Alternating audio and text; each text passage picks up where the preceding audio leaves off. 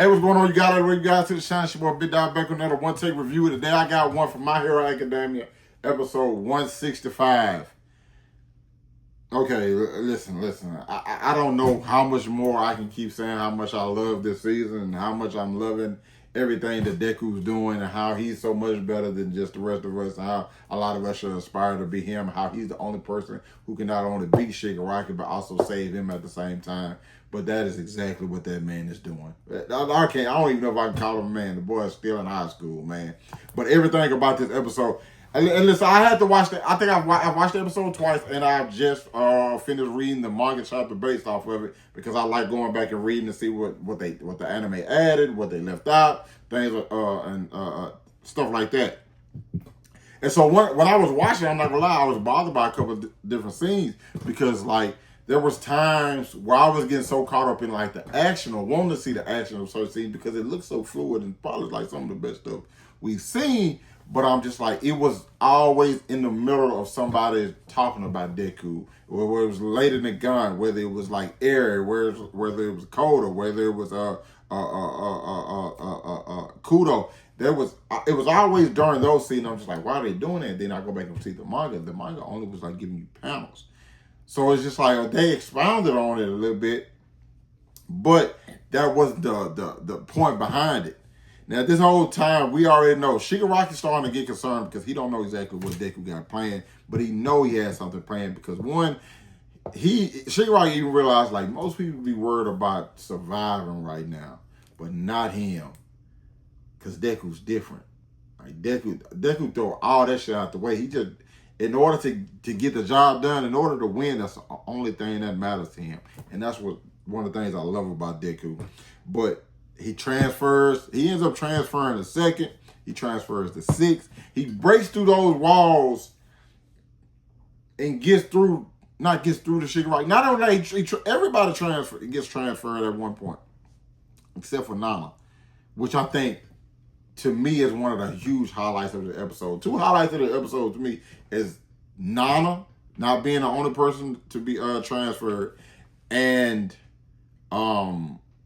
the Koda and area, because those are the children that Deku inspired. That's the future. Now I'm pretty sure there are going to be other people because he's being watched by the entire world right now. You know what I'm saying? It's this kid versus the greatest villain in history. You know what I'm saying? So they're watching this, so it's kind of like, I'm pretty sure there are going to be other people inspired, but these are the people we already seen him affect. That the lives he affected directly. You know what I'm saying? And them talking about him. Like, Eric wants to go help Deku. Like, how do you go help this man? He's fighting literally the most dangerous person on the planet, but she wants to go help him. This little girl wants to go help him. I think that just speaks volumes to the effect that he's had on them, and that I love. But back to like the Nana, I never thought about it until this episode, until it actually happened. The fact that like one of the big things that happened in Shigaraki's life, obviously, is with his father. And the way his father treated him because for wanting to be a hero, for how he felt about his grandma and what his grandma did, and how his father neglected that whole thing so much. And you can definitely be mad at his father because his father is to blame. But you can also look at Nana because she had an effect on that. And she chalks it up as her failure because if she would have defeated All For One, she could go back to her family. But she never got the chance to. She died. And that stain was that feeling of loss and anger and resentment towards Hero stayed with Shigaraki's father, which he pushed onto him. So I'm pretty sure we're going to see more. And like, obviously, we know the result of what happened with Shigaraki, but I just love the fact that like the anime didn't just like, the manga anime, Horikoshi didn't gloss over that. He just like, no, that's a huge element. The other members of One For All, yeah, they can go. You know what I'm saying? They can go. But like we have to address this, because if we don't address this, we don't save Shigaraki. We don't. We don't potentially say. I still don't know. We don't say. We don't potentially save Shigaraki, because that's a key element of it. Because Shigaraki definitely has some disdain for his grandmother. Well, he didn't actually have a disdain for his grandmother. It was the fact that what his father pushed on him, and now that shit just got magnified. You know what I'm saying? I thought that was great. Another thing that kind of like caught me off guard was the Kaminari comments. Well, Kaminari was like, "Am I a bad friend if I don't have the same faith in Deku that I would if All Might was there?" And I'm gonna be honest, I don't know what to necessarily even say to that, because I do think Kaminari is justified in his feelings.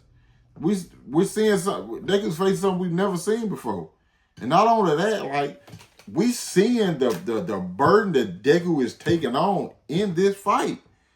Like, it's hard. Like, this regenerating, he's destroying everything. This is like he's the greatest villain. They've said he's the greatest villain in history. So them kids got to grow up seeing All Might, idolizing All Might. So he was this superior being. He was this superhero. But Deku is somebody that they came up with in class. You know what I'm saying? He was the person you came up with in class. And although they've seen him do some amazing things, he's a peer. He's still a peer at the end of the day. So that's not somebody like that they look up to. They like don't. I want to say, I can't say Kaminari believes in him, but he has every right to feel nervous. And like feeling bad about it is also understandable as well, because like you want to have undying faith in your friend. You want to. But sometimes you just look at the situation, you just like, but how? You know what I'm saying? Like, I want to believe, like, it's like one of the things, some things like, I want to believe everything's going to be okay. But it's also like, how though? Like, I'm sorry, like, I've seen things go bad. So it's hard for me just to pretend like I don't have these feelings of doubt. So I respect Kaminari for even saying that, you know, that even voicing that shit. Because more people that keep that shit to themselves. But it's like, this is just what I feel. I have no idea how this wraps up, because even if Deku breaks through the Shigaraki, I don't see Shigaraki changing. You know what I'm saying? I just feel like Deku gets an understanding. You know what I'm saying? Shigaraki's done too much to not die. You know what I'm saying? Shigaraki's not going to jail, but at the same time, I'm kind of wondering, like, what's the conclusion? Like Deku's sacrificing his quirk, which I still angers me to even think about. You know what I'm saying? But overall, man, this. I don't want to say it's heavy, but like it's so like emotionally layered that, especially like you invested in the character like I am. I'm like wholeheartedly invested in these characters. It's just like, damn, bro.